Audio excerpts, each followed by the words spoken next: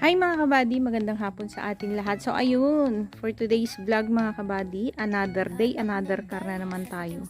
And for today's video, meron tayong isang 2007 na Toyota Hilux mga kabady. Manual transmission, diesel engine, 3.0 ang makina na 4x4.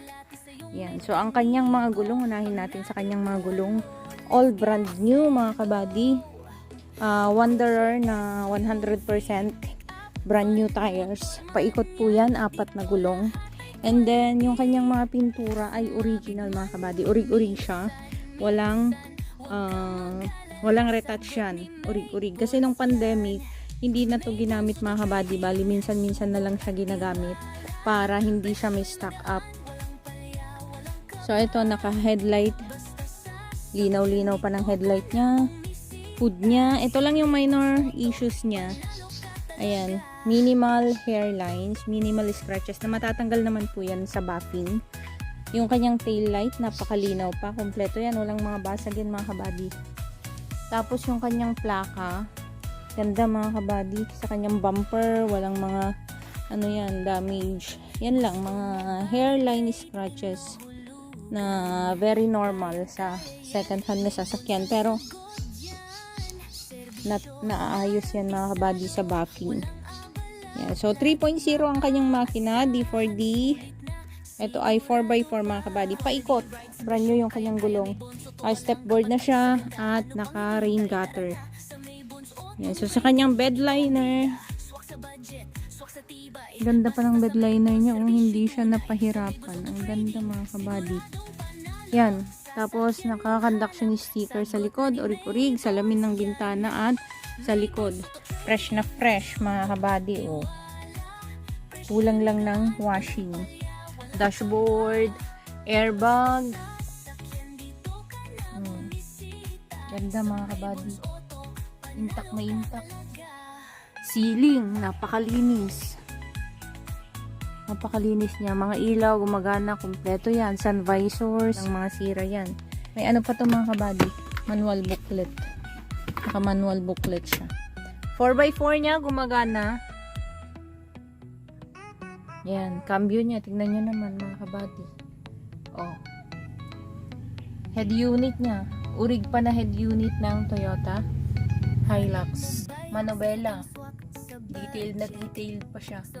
Sa airbags, hindi nagalaw. Mga aircon vents niya, maayos na maayos. Naka leather seat cover, pero yung upuan niya, oh, ganda mga kabady yung kanyang upuan. Carpet niya, linis. Mga rubbers niya, intak pa yan. Mga pagsara ng pinto. Ganda mga kabady ng lapat. Yung mating niya dito sa likod, ganyan siya mga kabady. Yung pa-extra mating. Ganyan. Ganyan nyo naman yung head unit niya. Orasan niya, gumagana pa. Leather ng cambio niya, oh. Sus. Urig yan. Start natin.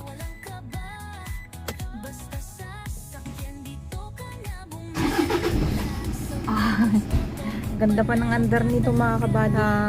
200 plus na tinakbo niya. Yan o yung tinakbo niya. 215 mahigit. Sumisipol pa yung kanyang turbo mga kabady. Matining pa yung kanyang makina. Aircon nito gumagana, maayos na maayos, ang lamig mga kabady. Aircon controls niya, walang problema, gumagana. Long charging port gumagana. Sidings, wala kang masabi. So yan, check natin yung kanyang makina mga kabady. Okay. Walang tagas yan mga kabady, napakaganda ng makina niya, tuyong-tuyo. Battery niya, Motolite. At yung kanyang coolant, super pink na pink pa yan mga kabady. Ganda ng andar mga kabady, tahimik ang makina, hindi siya maalog, hindi siya mayanig. Napakatuyo ng makina niya. Halata mo naman sa andar niya mga kabady. Buti natin yung kanyang dipstick. Siguro ang kailangan lang nito mga kabady, change oil.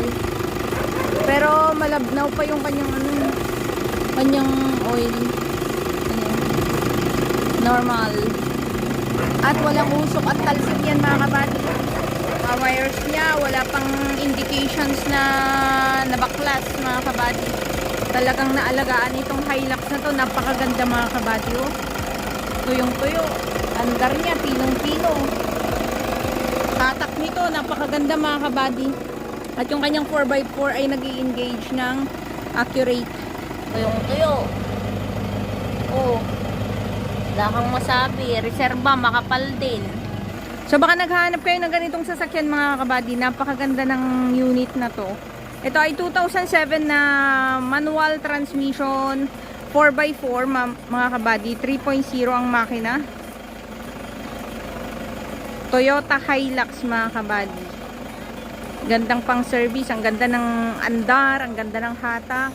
4x4 gumagana. Mga gulong makakapal. Wala ka nang ipapagawa mga kabady. Yung kanyang papel nakarehistro, kompleto ang papel.